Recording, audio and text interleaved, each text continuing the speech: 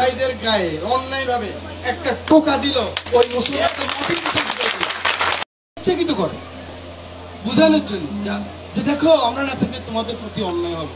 আমি গ্যারান্টি দিয়ে বলতেছি, যতদিন আওয়ামী লীগ থাকবে না, আমি গ্যারান্টি দিয়ে বলতেছি, আল্লাহকে সাক্ষী করে বলতেছি, হিন্দু ভাইদের গায়ে অন্যায় ভাবে একটা টোকা দিল, ওই মুসলমানদের যত বড় মুসলমান আমার ডাইনি বাড়ি যেই হোক মাটির নিচে ঢুকাই ফেলবো। এটা আমার নির্দেশ, আমার তারেক রহমানের নির্দেশ। এখানে কোনো কম্প্রোমাইজ নেই। সবসময় আমরা এরকমই ছিলাম, হাততালি দেওয়ার কিছু নেই। এটা তো আমারই ইমানি দায়িত্ব। আমার রসুল কি বলছে, সংখ্যাগরিষ্ঠ সম্প্রদায়ের কাছে যখন মদিনা উনি বিজয় করছেন, মক্কা বিজয় করছেন, সংখ্যাগরিষ্ঠ সম্প্রদায়ের কাছে সংখ্যালঘিষ্ঠ সম্প্রদায় হলো আমার, তার ধন মাল ইজ্জত আব্রু হেফাজত করার দায়িত্ব হলো সংখ্যাগরিষ্ঠ সম্প্রদায়। সেটা ইসরায়েলে খ্রিস্টানের, ভারতবর্ষে হিন্দুর, বাংলাদেশে মুসলমান। মুসলমান এখানে হিন্দুকে দেখবে, হিন্দু সম্প্রদায়, খ্রিস্টান সম্প্রদায়, বৌদ্ধ সম্প্রদায়। ভারতবর্ষে মুসলমানকে দেখবে, খ্রিস্টানদেরকে দেখবে, অন্য সম্প্রদায় দেখবে। ইসরায়েলে ওরা ইহুদি বেশি, সেজন্য অন্য সম্প্রদায়কে দেখবে, মুসলমানদের। এটি হলো রাসূলের নিয়ম। আপনাদের ধর্ম এটা। আপনি দেখেন না রাম কি করছেন, শ্রীকৃষ্ণ রাম। ভারতবর্ষে অনেক পূজারী আছেন, বুঝছেন।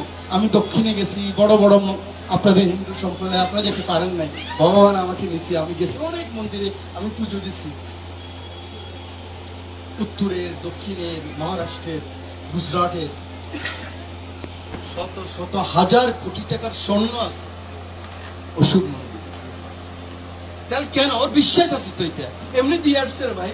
কেউ কি জোর করে নিছে? আমার মসজিদের লোক কি জোর করে নেই? কোন মসজিদ বন্ধ থাকে না, কোন মন্দির বন্ধ থাকে না।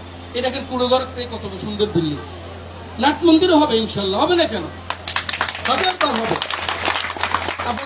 আপনাদের যদি জায়গা থাকে আগামী পূজার আগেই হবে ইনশাল্লাহ, সরকার না হইলে হবে। আমি যেটা বলতে চাই, আপনারাও ভালো খারাপ চিনতে হবে, সাদা কালো চিনতে হবে। আসলে নমস্কার নমস্কার বলেন, যে খারাপ মুখে না বলেন, অন্তরে বলতে হবে তুই খারাপ। যে ভালো মুখে না বলেন, অন্তরে বলতে হবে তুই ভালো। তখনই দেখবেন এই যে মা দুর্গার যে পূজা,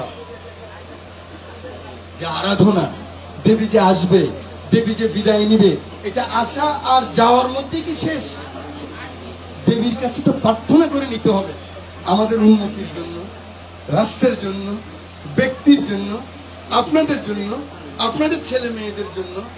সেই প্রার্থনা যদি ভক্তিতে না হয়, মাথায় না হয়, হৃদয় থেকে না হয়, তাহলে দেবী তো খালি আসবে, খালি চলে যাবে। মসজিদে যাব, আমি যদি অন্তর থেকে স্রষ্টাকে না ডাকি, তো আমি গেলাম আর আসলাম, রোজা রাখলাম, মনে মনে হারামের চিন্তা করলাম, তো রোজার কোনো দাম হবে না। সেই কারণে সবাই ধার্মিক হবে, আরো বেশি বেশি ধর্ম পালন করবে। ওই যে আমার একটা মা আছে, কত বড় করে ইয়ে দিছে, আমি সারা জীবন দেখছি যে এরকমই দিত। আপনারা সবাই এরকম করে দিবেন। আমরা দেখতাম যে আপনারা ধুতি পরতো, একজন লোক ধুতি পরে না। আমি কতদিন আগেও বক্তৃতা দিছি, পূজার সময় ধুতি পরো, পূজার সময় সুন্দর ভাবে পরো। সব সংস্কৃতি হারাই ফেলতেছে ভাই। সংস্কৃতি হারাই ফেললে জীবন হারাই যায়, জানেন? আপনার থেকে যান, হিন্দু বাড়িতেই তো গান হতো, আর্চনা হতো, পূজা হতো। গরিব হিন্দুর বাড়িতে একটা গোলাপ ফুল থাকতো, একটা গাঁদা ফুল থাকতো। দেখেন ফুলের বাগান করে না কেউ। সব আমরা নষ্ট হয়ে গেছি, হিন্দু নষ্ট হয়ে গেছি, মুসলমান নষ্ট হয়ে গেছি। গরুর মাংস খাই, আমরা কাসিমি খাই, যা খুশি তা করি, কিন্তু মনের থেকে বড় হইনি। মন থেকে বড় হতে হলে অন্যের সংস্কৃতিকে সম্মান করতে হবে। মন থেকে বড় হতে হলে অন্যের ধর্মকে শ্রদ্ধা করতে হবে। মন থেকে বড় হতে হলে আপনার সংখ্যালঘিষ্ঠ সম্প্রদায়, তাদের জন্য স্যাক্রিফাইস করতে হবে, কোরবানি করতে হবে। এই হাজিরহাটের নেতৃবৃন্দকে বলতে চাই, আপনারা সব এখানকার ধনী লোক, আপনাদের একটা মন্দির, এটা যত ভালো থাকবে আপনাদের নেতৃত্ব তত ভালো থাকবে। মুসলমান নেতৃবৃন্দকে বলতে চাইতেছি, মুখে মুখে কথা বলে বক্তৃতা দিলাম, চলে গেলাম।